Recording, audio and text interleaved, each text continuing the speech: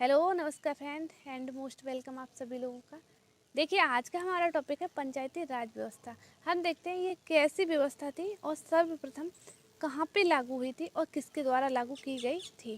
ठीक है, पंचायती राज व्यवस्था की शुरुआत सर्वप्रथम पंडित जवाहरलाल नेहरू ने 2 अक्टूबर 1959 में राजस्थान के नागौर ज़िले से की थी। कहाँ से की थी?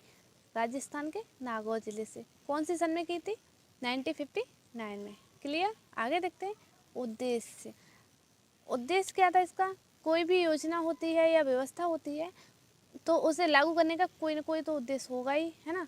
तो इसका भी एक उद्देश्य था, क्यों लागू की गई थी। ठीक है, इसका उद्देश्य था सरकारी योजनाओं को दूर दूर तक पहुंचाया जा सके। कैसी योजनाओं को?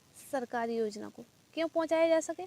जिससे राष्ट्र का विकास तीव्र गति से हो। ठीक है, आगे देखते हैं इसका प्रावधान कहाँ पे दिया गया है। हमारे संविधान के भाग 9 में। किस भाग में? 9 में।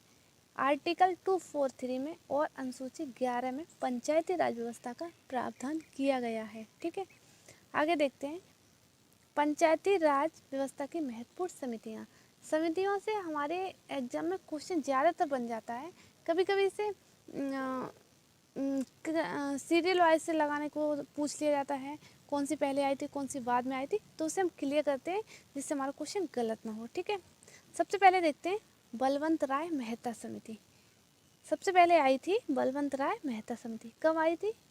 1956 में आई थी। 1957 से प्रभावी हुई थी। ठीक है, इसमें क्या हुआ था? पंचायती राज व्यवस्था को 3 स्तरीय माना था।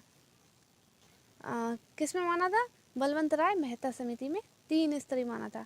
ग्राम स्तर पर, ब्लॉक स्तर पर एवं जिला स्तर पर।